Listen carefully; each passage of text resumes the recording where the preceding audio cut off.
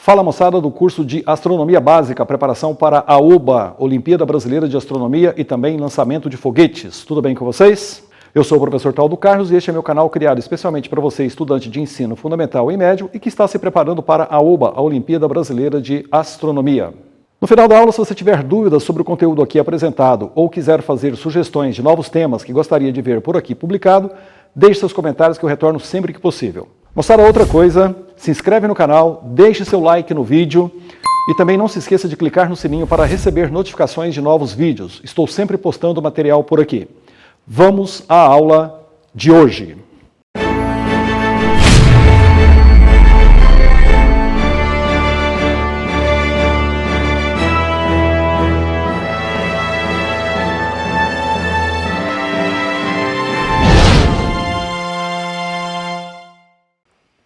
Muito bem, moçada do OBA, aula de hoje, mais uma aula de astronáutica, astronáutica parte 2. Hoje falaremos dos fantásticos ônibus espaciais e também falaremos dessa maravilhosa nave russa que é a Soyuz. Ou seja, assunto extremamente importante, recorrente no OBA. Então, vamos à aula astronáutica parte 2. Aproveitem! Muito bem, moçada, então vamos lá. A aula de hoje super especial. Astronáutica parte 2, e nessa aula de hoje, nós vamos falar sobre os fantásticos ônibus espaciais da NASA. 30 anos de alegria, 30 anos de muita experiência, de muito show na astronomia e muita contribuição para a ciência, sem a menor sombra de dúvida. E vou falar também um pouco da Soyuz, que é a nave russa que, com o fim do programa dos ônibus espaciais em 2011, ela que foi o salvo-conduto aí para a estação espacial até esse ano, né? Nesse ano aí nós tivemos a NASA, um novo projeto, assunto da aula que vem, enviando novamente uma nave tripulada para o espaço, para a estação espacial. Antes da gente começar, eu vou reforçar com vocês alguns tópicos, porque, veja bem, nós estamos aí trabalhando aquelas 3 questões que caem no OBA sobre astronáutica, e muitas vezes utilizam-se equações tanto da física quanto da matemática. Algumas, provavelmente vocês já viram, em partes da física, do curso de física regular. Força de atração gravitacional entre massas, a famosa força de atração de Newton, ou seja, se você tem duas massas, mzão e mzinho, a uma distância d entre os seus centros, existe uma atração gravitacional entre elas, e essa atração é dada por F igual a G m1 m2 por d ao quadrado. Esse G é uma constante chamada constante universal da gravitação. O OBA costuma fornecer não só a fórmula, mas também a constante quando é necessário. Outra definição importante é a da aceleração da gravidade, campo gravitacional. Essa é a representação do modelo de Newton da gravidade, né? Nós temos um modelo muito mais atualizado que é o einsteiniano. E o cálculo da gravidade que é dado por Gzinho igual a Gzão, que é a nossa constante, a massa do planeta, ou do satélite, ou da estrela, ou da galáxia. Isso pode ser calculado com todos os astros que nós conhecemos, dividido pela distância ao quadrado. A velocidade orbital, que vai ser muito importante nessa aula de hoje. Então, você tem aí a Terra e os corpos em órbitas. Essa fórmula a gente vê na gravitação. A velocidade orbital é a raiz da constante, a massa do planeta, dividido pelo r. E esse r é a distância do centro do planeta até o ponto da órbita. Então, essa é a chamada velocidade orbital. Nós vamos falar dessa velocidade daqui a pouco em alguns casos. E tem também a velocidade de escape, também vista na gravitação, que é aquela em que você tem que jogar um objeto para cima para que ele saia do efeito da gravidade do planeta. Isso é chamada velocidade de escape. Ela tem uma equação que é dada por raiz de 2gm dividido por r, onde r é a distância do centro da Terra, né, do centro do planeta, até o ponto limitrofe da gravidade. As leis de Kepler também são fundamentais nessa parte. Nós temos aí uma estrela, você tem o Sol, e aí você tem um planeta. E a primeira lei de Kepler fala justamente sobre as órbitas dos planetas em torno do Sol, ou seja, a trajetória é uma elipse, não é uma circunferência perfeita. O ponto mais próximo da estrela é o periélio, o mais afastado é o afélio. E nós temos também o período de revolução e a constante de Kepler, né? Esse período é muito comum aparecer no OBA, mas como eu te disse, ele costuma passar as fórmulas. O período de revolução ele é dado por 2π, raiz de r ao cubo por gm. E também tem a relação entre o raio da órbita, que é r ao cubo, dividido pelo período de translação ao quadrado, que é igual a gm por 4π ao quadrado. E também nós temos as leis das áreas de Kepler, onde ele diz que o raio vetor de um planeta varre áreas iguais em intervalos de tempos iguais.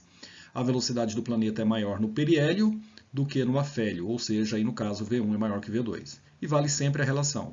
A velocidade areolar é a área 1 dividido pelo tempo 1, e se a área 2 foi varrida no mesmo intervalo de tempo, ΔT2 igual a ΔT1, então nós temos a mesma área, nós não temos a mesma velocidade areolar. As leis de Newton também são fundamentais, a relação fundamental, força igual a massa vezes aceleração. A terceira lei de Newton, ação e reação, a toda ação corresponde a uma reação, os foguetes usam muito essa lei. Então se você tem aí duas massas, você tem forças de atração entre elas. Um detalhe importante, as massas não têm que necessariamente ser iguais. As forças de ação e reação, elas serão sempre iguais e atuando em massas diferentes. Na mesma direção, sentidos opostos. Então essa é ação e reação, terceira lei de Newton. A quantidade de movimento é uma coisa extremamente importante, é visto lá na mecânica, normalmente no primeiro ou segundo ano colegial, que é a massa vezes a velocidade. Essa equação é fundamental no lançamento de foguetes, que é a massa do veículo vezes a velocidade que ele adquire, ou seja, ele adquire uma quantidade de movimento. Outra equação extremamente importante para o lançamento de foguetes é a equação do impulso, ou seja, o impulso é a força vezes o tempo. O que a gente diz nesse caso? Que enquanto você está fazendo uma força sobre um objeto, enquanto significa tempo, você está impulsionando. Isso é muito interessante e isso ocorre muito nos foguetes. Teorema do impulso, é possível mostrar matematicamente que o impulso é igual à variação na quantidade de movimento, ou seja, as duas definições anteriores, quantidade de movimento e impulso, elas se relacionam, e a maneira como elas se relacionam matematicamente é que força vezes intervalo de tempo é igual ao produto da massa pela velocidade. Também uma equação que cai bastante no OBA. E nós temos o sistema mecanicamente isolado, que é para quando você faz colisões entre corpos, né? Princípio de conservação da quantidade de movimento, muito utilizado nas colisões, onde a quantidade de movimento antes é igual à quantidade de movimento depois, são medidas vetoriais, ou seja, a quantidade de movimento se preserva. E, por último, o momento ou torque, que é aquele lance de você pegar, por exemplo, uma ferramenta, uma chave, e você tem que girar, por exemplo, um parafuso, você tem que torcer esse parafuso, né? A gente diz que você está fazendo um torque, você não tem como pegar o parafuso lá com a mão e girar ele, você usa uma alavanca. Essa alavanca nós temos o braço da alavanca, que é a distância do ponto de giro até o ponto em que você aplica a força F, e nós temos uma definição extremamente importante, já caiu algumas vezes no OBA, que é momento igual a força vezes distância. Obviamente, moçada, que essas equações físicas eu trouxe aqui apenas um lembrete. Eu não fiz aqui uma definição detalhada sobre essas equações, uma vez que você vê isso lá na física no colégio. Outra coisa que eu preciso falar antes de começar a falar dos ônibus espaciais são as chamadas órbitas. O que é orbitar? Orbitar é você subir verticalmente, começa a inclinar e começa a jogar um corpo numa direção horizontal e aí ele vai girar em torno do planeta e não mais vai cair. São necessárias duas condições para uma órbita, né? Que é a primeira, a atração gravitacional entre o corpo que vai orbitar e o corpo principal, que é, no caso, por exemplo, o planeta ou a Lua. E a outra coisa é a velocidade correta de lançamento para que ele venha fazer a órbita e não caia no planeta ou, eventualmente, escape para o espaço. E aí nós temos o seguinte, em torno da Terra nós temos algumas órbitas bem definidas. Hoje diria para vocês que o cálculo matemático sobre essas órbitas está prontinho, feitinho, praticamente para todas as altitudes. E nós temos três classificações sobre as órbitas em torno da Terra. Nós temos a chamada baixa órbita da Terra, que é chamado de LEO, órbita em que os satélites se encontram abaixo de 2.000 quilômetros. Geralmente entre 160 e 2.000 quilômetros acima da superfície da Terra, isso em relação ao nível do mar, tá bom? Ele está abaixo da órbita geoestacionária, já já eu falo o que é a órbita geoestacionária. Órbitas inferiores a 350 km, elas não são estáveis e são alvo do arrastamento atmosférico, ou seja, não dá estabilidade para o satélite. Ele vem a ter atrito com o ar, e pode eventualmente cair na atmosfera terrestre e ser queimado. Então, em geral, as órbitas dos satélites que a gente envia, claro que depende do tipo de satélite, qual a função dele, elas são acima de 350 quilômetros. A Estação Espacial Internacional, que eu vou chamar a partir de agora de ISS, ela está localizada em uma órbita LEO, bem como a maior parte dos satélites meteorológicos e muitos satélites de comunicação. Os satélites numa LEO, eles viajam aproximadamente a 27.400 km por hora, ou seja, 8 km por segundo, o que significa uma volta em torno da Terra a cada 90 minutos no seu movimento de translação em torno da Terra. Dentro da órbita baixa da Terra, nós temos a órbita polar. Estão entre as baixas órbitas, pois possuem altura entre 200 km e 1.000 km de distância do nível do mar. A particularidade das órbitas polares é que elas varrem uma superfície terrestre de um polo ao outro, formando um ângulo reto com o equador. Esse tipo de órbita terrestre é muito utilizado por satélite de observação e imageamento da superfície da Terra. Nós temos uma outra órbita chamada, ainda dentro da baixa órbita da Terra, né, seria uma subclassificação aí, que é a órbita heliosíncrona. Trata-se de um tipo de órbita localizada entre 600 e 800 km de altitude e que descreve uma órbita polar, mantendo-se sempre alinhada à posição do Sol. Esse tipo de órbita é utilizado por satélites que necessitam de condições de luz para desempenhar suas funções, como os satélites ópticos. A órbita geoestacionária é uma das mais utilizadas nos satélites de telecomunicações, também chamada de GEO. Os objetos permanecem em uma posição fixa em relação à superfície da Terra, ou seja, eles giram com o mesmo período de rotação da Terra, ou seja, 24 horas. Então, estão sempre numa mesma posição. A altitude exata para esse tipo de órbita é de 35.786 quilômetros em relação ao nível do mar, claro. E outra coisa importante, o satélite deve estar sobre a linha do Equador, ou seja, bem acima da linha do Equador. Essa é uma órbita bastante utilizada pela nossa engenharia e cai bastante, tanto no vestibular quanto no OBA. Ela é utilizada por satélites de comunicação, como eu disse, por ficarem na mesma posição em relação à superfície terrestre, cobrem áreas específicas com regularidade, sem que seja necessário interrupções no serviço ou o reposicionamento de antenas responsáveis por captar suas ondas. Essa é uma imagenzinha aí de uma órbita geoestacionária. Aí nós temos a média órbita da Terra, é uma MEL, região do espaço ao redor da Terra com altitude acima de 2.000 km e abaixo da altitude de órbita geoestacionária, ou seja, 35.786 km. Então, entre 2.000 e a geoestacionária, nós temos a MEL. Alguns satélites são lançados nessa órbita, são frequentemente usados em áreas de geolocalização, ou seja, navegação, comunicação e ciências geodésicas. A altitude mais comum nessas atividades é por volta de 20.200 km, com um período orbital de 12 horas, como usado, por exemplo, pelos satélites do Sistema de Posicionamento Global, o famoso GPS. Guarde isso, hein? GPS são satélites que estão posicionados aí na média órbita da Terra. Tá? Você tem a baixa órbita, a média órbita e teremos também a alta órbita, falarei já já.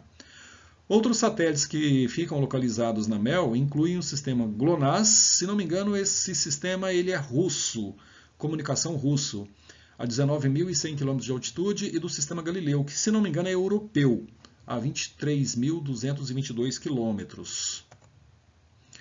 Satélites de comunicação que cobrem os polos norte e sul são também colocados em órbita terrestre média. O período orbital dos satélites localizado na MEL variam de 2 a 24 horas. O satélite experimental Telstar 1, lançado em 1962, foi um dos primeiros colocados em órbita MEL, nessa altitude aí citada. E aí nós temos a órbita terrestre alta, que é uma HEL, é uma High Earth Orbit. São as órbitas localizadas acima da órbita geoestacionária, ou seja, acima de 36.000 km de distância do nível do mar. É um tipo de órbita que a gente quase não usa, tá? Nessas órbitas, os satélites levam mais de 24 horas para concluir uma revolução completa. Esse tipo de órbita foi muito utilizado durante a Guerra Fria pelos Estados Unidos para vigiar o território russo por meio do projeto Vela. entre 1963 e 1965. E aí um resumo sobre as órbitas. Repare, aqui nós temos a órbita baixa, aqui nós temos a órbita média, e aí aqui nós temos a órbita alta, aqui o limite da geoestacionária, beleza? E aí vamos ao show da astronomia, na minha opinião. Os famosos ônibus espaciais da NASA. Esse é a insígnia do programa do ônibus espacial. Claro, pertence aos Estados Unidos, à organização da NASA. Eles duraram aí de 1981 a 2011, mas claro que a confecção, a produção, toda a engenharia é anterior a 1981. O primeiro voo foi o STS, já já você vai ver o significado de STS, o STS-1 no dia 12 de abril de 1981 e o último voo, o STS-135, no dia 8 de julho de 2011. Foram um total de 135 lançamentos. Observe que o número do lançamento, 1 a 135, corresponde ao voo daquele ônibus espacial. Tivemos 133 sucessos e, infelizmente, tivemos 2 acidentes nas missões STS-51L e STS-107. Falaremos disso daqui a pouco. Bom, o que eram os ônibus espaciais? Um sofisticado veículo parcialmente reutilizável, usado como veículo lançador de satélites principalmente, missões tripuladas de reparos de aparelhos em órbita e reabastecimento da ISS, isso foi muito interessante. A construção da ISS teve uma ampla utilização dos ônibus espaciais e até mesmo o Hubble, que foi lançado ao espaço por um ônibus espacial, e depois nós tivemos, se não me engano, de 4 a 5 missões de reparo também feitas pelo ônibus espacial. Total de 135 missões. O nome oficial do programa era Space Transportation System, que é o símbolo STS, que vai no próprio símbolo da missão do ônibus espacial. Bem interessante isso. Em suas missões, os ônibus espaciais lançaram satélites, conduziram experiências científicas em órbita e participaram na construção e manutenção da ISS. A frota de ônibus atingiu cerca de 1.322 dias, 19 horas, 21 minutos e 23 segundos de tempo de voo. O voo mais longo da história dos ônibus espaciais foi feito pelo Columbia, que durou cerca de 17 dias, 15 horas, 53 minutos e 18 segundos. Algumas curiosidades bem interessantes, né? O voo mais curto foi do Challenger, que durou 1 minuto e 13 segundos devido ao acidente no lançamento. Esse foi um dos acidentes com o Challenger. Ele explodiu devido a uma falha nas anilhas de vedação do tanque de combustível. Um acidente, infelizmente, matou 7 astronautas. Acoplaram-se com a estação espacial russa Mir 9 meses. A Mir é uma estação espacial que viveu aí nos anos 80, que era russa, e aí ela foi jogada ao mar por volta dos anos 1990, alguma coisa, quando a Estação Espacial Internacional entrou no auge. E aí a Mir foi pro beleléu. Eles visitaram a ISS 37 vezes, que é a estação espacial, e a maior altitude foi de 350 milhas, ou seja, 563 quilômetros, durante uma manutenção do Hubble. Bem interessante isso aí, falo um pouquinho mais para frente. O programa levou ao espaço um total de 355 privilegiados, representando 16 países. O Marcos Pontes não foi num ônibus espacial, falo disso daqui a pouco, tá? 78 aterrissagens ocorreram no Centro Espacial Kennedy, 54 na base aérea de Edwards e 1 em White Sands. O primeiro ônibus, o Enterprise, foi construído exclusivamente para testes de voo e aterrissagens, não foi ao espaço. Os outros 4 ônibus com capacidade de serem lançados ao espaço foram inicialmente construídos: o Columbia, o Challenger, o Discovery, que é o meu xodó, e o Atlantis. A Enterprise ela foi apenas teste, inclusive ela não tinha motores próprios para poder subir, ela tinha que ser lançada de um avião. O Columbia e o Challenger foram destruídos em acidentes em 1986 e 2003, respectivamente, matando um total de 14 astronautas.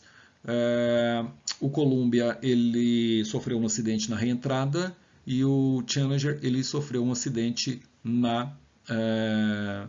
na decolagem para o espaço. Um quinto ônibus, o Endeavour, foi construído em 1991 para substituir o Challenger. Os ônibus espaciais foram oficialmente retirados do serviço após a conclusão da missão STS-135 realizada pela Atlantis. Esses são os ônibus espaciais que foram ao espaço: o Columbia, o Challenger, a Discovery, o Atlantis e o Endeavour.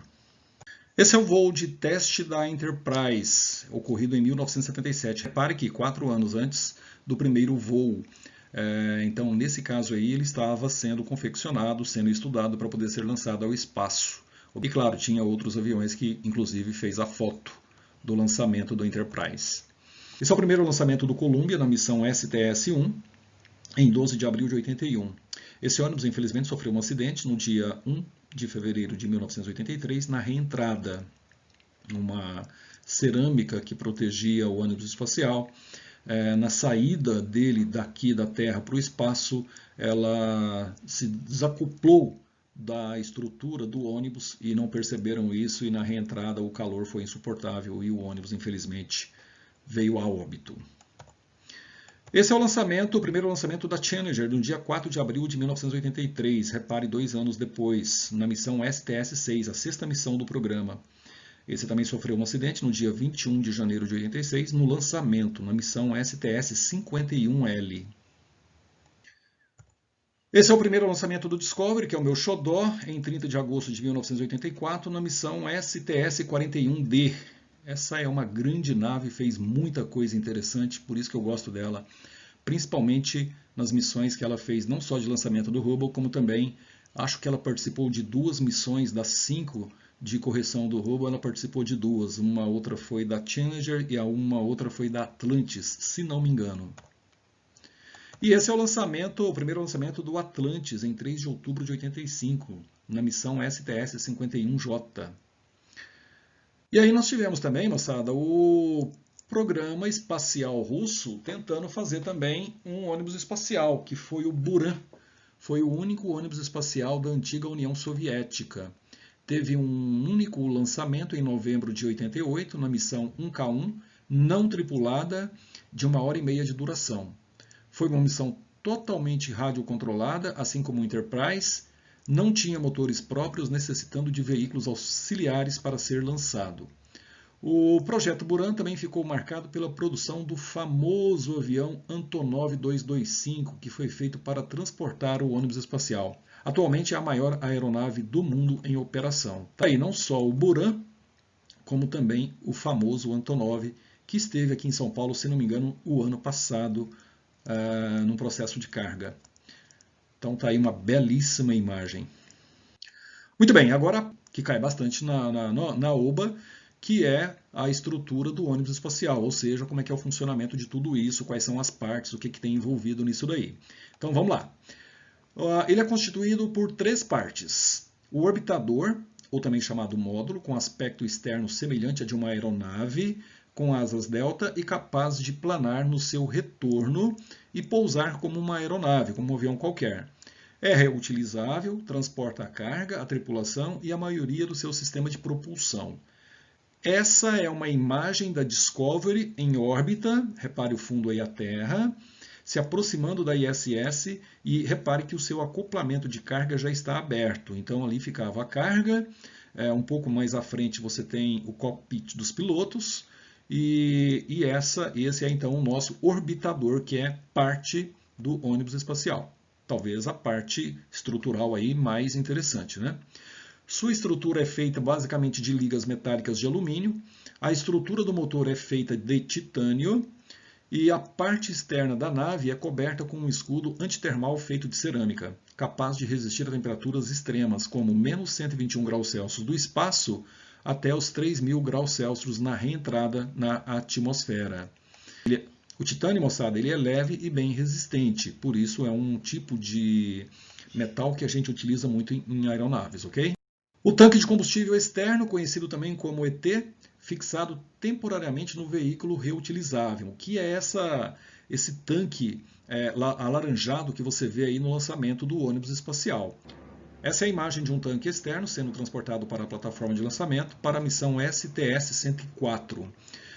O combustível utilizado nele é o hidrogênio líquido e o oxigênio líquido, que funciona como oxidante. Esse é a única parte do ônibus espacial que é descartado no lançamento. Ele é descartado após seu combustível terminar. Isso quando o ônibus espacial já está em órbita. E aí ele é jogado de volta na atmosfera e ele queima devido ao atrito com o ar. Então ele é totalmente descartado. E aí nós temos também 2 foguetes propulsores de combustível sólido. Já já vocês vão ver uma imagem da composição dos 3 elementos, tá? Esses propulsores, eles não são descartáveis, são muito potentes, conhecidos também como SRB, que é o Solid Rocket Booster, fixados temporariamente no tanque de combustível externo, dão um empuxo extra durante os 2 primeiros minutos de voo. Essa é a imagem dos 2 foguetes propulsores. Usam combustível sólido, isso é importante, então repare que o anterior é uma mistura de oxigênio com hidrogênio, e esse aqui é um combustível sólido que é uma mistura de alumínio atomizado e perclorato de amônio. Juntos, esses 2 foguetes auxiliares forneciam 83% do empuxo da partida do ônibus espacial. Dinâmica de lançamento e voo do ônibus espacial. Muito bem, não se esqueçam das 3 partes, vou precisar delas já já. Vamos lá, primeiro, o lançamento. Semelhante à dinâmica do lançamento de satélites por foguetes convencionais, numa plataforma móvel, com os veículos na posição vertical, preso ao tanque de combustível externo, que é aquele laranjão, que por sua vez era preso aos 2 foguetes auxiliares laterais. Então está aí uma imagem, do lado esquerdo você vê a composição dos 3 elementos, o orbitador, o tanque externo, que é o laranjão, e os 2 foguetes laterais que usam combustível sólido. Moçada, essa imagem que você está vendo à direita é uma imagem do fundo do foguete externo, que é o laranjão lá. Repare que tem um homem em pé aí, olha só. Olha o diâmetro dessa coisa. O cara em pé não chega nem a metade desse diâmetro que seria o raio desse fundo que você observa. Então, realmente, aquela imagem que nós vimos agora há pouco na foto dele é uma imagem que impressiona o tamanho desse foguete. Então, está aí à esquerda o ônibus na torre de lançamento e à direita o interior do tanque externo. No momento do lançamento, os sistemas de propulsão do veículo exerciam um impulso, olha o impulso aí, ó, de aproximadamente 30.800.000 newtons de força.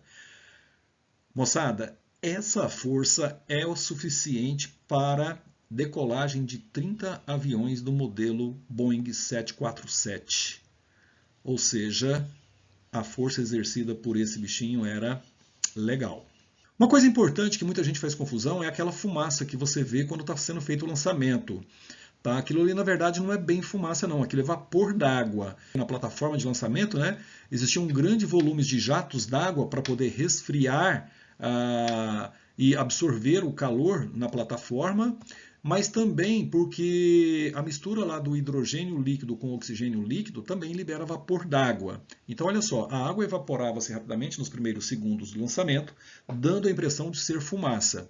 Além disso, o resultado da queima de hidrogênio líquido com oxigênio líquido do tanque externo é vapor d'água e não fumaça.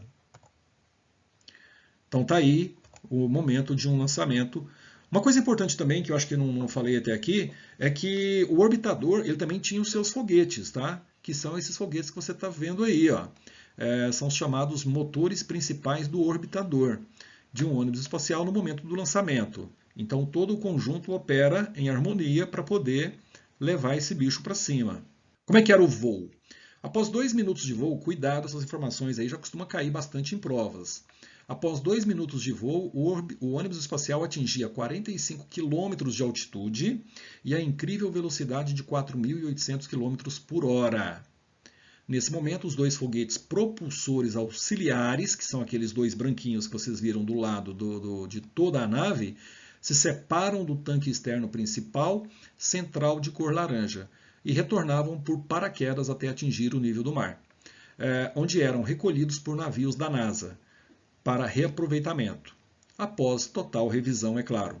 se afastavam cerca de 240 quilômetros no estado norte-americano da Flórida, ou seja, do ponto de lançamento ali até onde era recuperado, você tinha aproximadamente 240 quilômetros. Repare que nós só temos aí 2 minutos de voo. E aí, moçada, olha só que coisa linda, maravilhosa. O cockpit da Atlantis. Olha a parte interna dessa nave do orbitador. Coisa de louco. Isso deixaria qualquer jogador de videogame extasiado. Lindo. A trajetória de retorno dos dois foguetes propulsores se dava primeiramente com a abertura de um paraquedas menor para a perda de velocidade e preparo para em seguida, e próximo ao mar, realizar a abertura de mais 3 paraquedas para cada foguete, pousando verticalmente ao mar com relativa suavidade, para em seguida serem recuperados por navios e rebocados de volta à base. Detalhe interessante, tá? Esses foguetes, eles não eram colocados em cima do navio, por uma questão de segurança. Eles levavam isso sendo arrastado até a base de volta. Após 8 minutos de voo, o tanque externo central de cor laranja, ao chegar a 110 km de altitude, quando o combustível dele se esgota, se separa da nave, sendo o tanque externo descartado, ou seja, ele entra na atmosfera e é queimado. O tanque externo era o único elemento não reutilizável do conjunto, pois era completamente destruído na reentrada. Sua estrutura se desintegrava pelo calor gerado pelo atrito com o ar na atmosfera. O ônibus espacial era operado por motores traseiros e 44 mini-jatos de controle de órbita.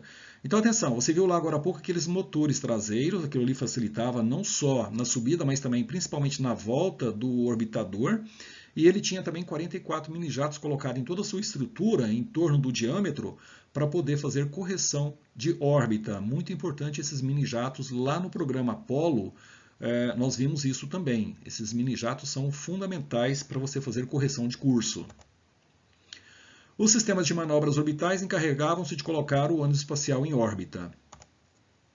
Está aí uma imagem belíssima, no momento do lançamento do ônibus espacial. Se não me engano, esse daí é o Discovery ou é o Endeavour, não lembro agora. Aí os foguetes queimando a todo vapor. E aí o momento em que o tanque externo é descartado, ele vai entrar na atmosfera. Esse é o descarte do tanque externo de combustível da Atlantis na missão STS-38. Os ônibus espaciais são exclusivamente de trajetória orbital, ao contrário das naves Apollo e das naves Orion, já que suas limitações de voo os impedem de sair da órbita baixa terrestre. Então repare que eles estavam atuando ali na órbita baixa terrestre. Eles não poderiam viajar até a Lua, é claro, e a órbita do ônibus espacial poderia variar entre 185 km de altitude até 643 km. Nessa faixa podia chegar a 29 mil km por hora. Pousava como um avião em pistas de pousos convencionais auxiliadas por paraquedas, como sistema de freio. Esse é o pouso do Endeavour em 1 de julho de 2011, no fim da missão STS-134, a penúltima missão que foi ao espaço. Esse é o pouso do Atlantis em 20 de julho de 2011, na última missão na STS-135. Que linda imagem, não? E esse é o pouso da Discovery, que é o meu xodó, eu não poderia deixar de colocar. Na missão STS-133 foi o último voo dela, a antepenúltima, no dia 9 de março de 2011. Adoro essa nave. A Discovery realizou as 2 missões sucessoras ao acidente do Columbia e do Challenger. Também lançou o Hubble na missão STS-31, lá no começo, entre outras. Inclusive ela fez também, se não me engano, foram 2 missões de reparo ao Hubble. Aqui uma tabelinha, eu vou ler só uma das linhas para vocês, que é as estatísticas de voo de todo o programa dos ônibus espaciais, tá? Então, por exemplo, se você pegar aí o Discovery, nós temos aí, ó, dias de voo, 255,84 dias de voo, ele fez 4.027 órbitas em torno da Terra, ele percorreu a distância equivalente a 168 bilhões 157 milhões de quilômetros, realizou um total de 34 voos ao espaço. A viagem mais longa dele durou 13,89 dias, levou um total de 192 passageiros no espaço, fez uma acoplagem na Mir, quando ela ainda estava no espaço, e fez 26 lançamentos de satélites. Um detalhe, ela fez também 5 acoplagens na Estação Espacial Internacional, tá? E lançou 26 satélites. Na última linha aí você tem o total de dias de voo, de órbitas do programa e também o total de satélites aí no final, 61. Dê uma olhadinha depois nessa tabela com mais tempo, é bem interessante. E aí, a aposentadoria do ônibus espacial. Em 12 de abril de 2011, a NASA anunciou os locais e as instalações onde as 4 naves de transporte que sobraram estão sendo exibidas em museus aí permanentemente, após a conclusão do programa dos ônibus espaciais. Infelizmente, eles se aposentaram 30 anos depois. Segundo a NASA, para inspirar a próxima geração de exploradores e engenheiros. Aproveite, você que é jovem. Gostaria de ter 15 anos e entender um pouco mais, viver numa época diferente. Esse é o pensamento da NASA em relação aos foguetes guardados em museus. A Enterprise, que é aquela que não foi ao espaço, ela está no museu em Nova York. A Discovery está no Museu do Ar e do Espaço na Virgínia. A Endeavour está na Califórnia, no centro de Los Angeles. O Atlantis está no Kennedy Space Center, que é lá na Flórida. E é isso. E agora eu vou falar um pouquinho sobre a Soyuz, que é a nave russa que, após o fechamento do programa dos ônibus espaciais, foi a salvadora da pátria para levar não só tripulação à ISS, mas também para levar mantimentos, e ela soberana durante 10 anos nesse tipo de missão. Só que tem um detalhe, a Soyuz ela não foi construída agora recentemente para substituir os ônibus espaciais. A Soyuz vem de um projeto desde a Guerra Fria, desde os anos 60. Nós tivemos várias versões da Soyuz, ela foi evoluindo ao longo do tempo. Ela tem alguns sobrenomes aí. Em russo, esse símbolo aí é União, não entendo nada de russo. É uma nave espacial soviética com capacidade para 3 cosmonautas. Lembrando que nos Estados Unidos é chamado de astronauta, na Rússia é chamado de cosmonauta. Usada no programa espacial soviético e que é usada até hoje pela Rússia. O primeiro voo tripulado foi em 1967, observe. Primeiro voo tripulado em 67. Então, assim, ela vem já de anos. É uma nave especial. A Soyuz é a nave espacial com maior período de uso na história da exploração espacial.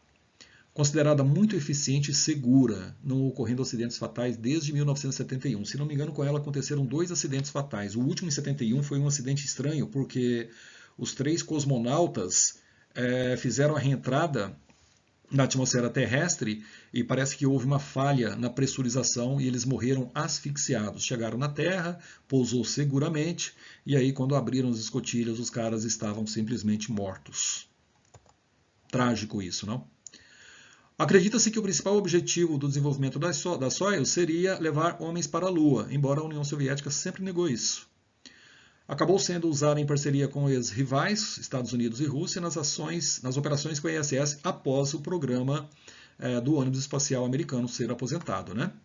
Essa é a nave, a Soyuz. Já vou passar já para vocês as principais partes dela. Essa é a Soyuz 19, uma versão dela, né, vista do espaço em 1975. Ela manteve a característica ao longo dos anos, tá? A característica dela hoje é praticamente a mesma. Quais são as versões da Soyuz? Eu vou colocar aqui as últimas apenas, não dá para colocar nessa aula todas lá desde o começo. Durante o longo período de uso da Soyuz, diversas versões foram desenvolvidas para atender às necessidades específicas. As versões existentes hoje são 5, que ainda podem voar. A Soyuz T de 1980, primeiro voo. A Soyuz TM de 1986, para levar tripulações à Mir, que era a Estação Espacial Russa. As modificações principais ocorridas nos últimos anos, elas incluem uma série de melhorias no projeto da nave e a introdução de controle de voo computadorizado, tá? A partir de 1986. Tem a Soyuz TMA, a Soyuz TMA-M e a mais moderna, que é a Soyuz MS. A previsão é que essa seja a última versão da Soyuz. Parece que eles não têm intenção de continuar com esse tipo de nave. Não sei se vai fazer um novo tipo ou se simplesmente vai deixar o programa espacial à Rússia. Houve atualizações nos computadores, painéis solares, telemetria e ajustes no sistema de acoplamento. A Soyuz é também utilizada como bote salva-vidas da ISS, pelo menos até esse ano. Agora acabou, né? A NASA já está conseguindo mandar para o espaço astronautas no seu novo programa espacial. Falaremos disso na aula que vem. Existe ainda uma versão não tripulada da Soyuz chamada Progress, que consiste numa nave para envio de suprimentos, antes usada com a Estação Espacial Mir e atualmente com a ISS. Então eles têm duas versões, aquela que leva a tripulação e aquela que só leva a carga, que é a Progress. É bem parecida. A capacidade de carga da Progress é de entre 2.230 a 3.200 kg. A nave é formada por 3 compartimentos, módulo de serviço, módulo orbital e a cápsula de reentrada, bem parecida com o projeto da Apollo, observem isso. Então, olha só, essas são mais ou menos as dimensões das 3 partes, né? O módulo orbital, que é essa parte de cima que você está vendo, uma altura aí de 2,6 metros, um diâmetro de 2,2 metros. O módulo de reentrada, que é esse que você está vendo no meio, que tem 2,1 metros de comprimento, 2,2 diâmetros. Aí você tem também as massas, repare as massas do módulo orbital 1.300 kg, aí você tem 2.900 kg. E a parte de serviço, que é o módulo de serviço aí, que tem uma altura de 2,5 metros e nele estão as antenas, que podem chegar até 10,6 metros de comprimento. Os módulos das Soyuz podem se separar durante a missão, muito parecido, como eu disse, com o programa Apollo. No total, considerando todos os módulos, a nave mede cerca de 7,2 metros de comprimento, com um diâmetro máximo de 2,7 metros e 10,6 metros de ponta a ponta dos painéis solares. Todo o conjunto pesa no lançamento por volta de 7,1 toneladas. Suas dimensões e capacidades são similares à da nave Apollo, como eu disse agora há pouco. Essa é a Soyuz TMA acoplando a ISS, uma bela imagem, terra no fundo, redondinha. Essa é a Soyuz acoplada à estação Mir, uma versão da Soyuz na Mir, que era a estação espacial russa, não está mais no espaço, foi desintegrada. O módulo de reentrada da Soyuz não foi projetado para pousar na água. Isso é interessante, porque normalmente os modelos americanos, tanto da Apollo, da Apollo, né, fazia o splashdown, e a nova versão também, a reentrada ela ocorre no mar. Os ônibus espaciais não, eles pousavam em pistas, né? Mas a Soyuz, o módulo de entrada dela é em terra firme, não é no mar.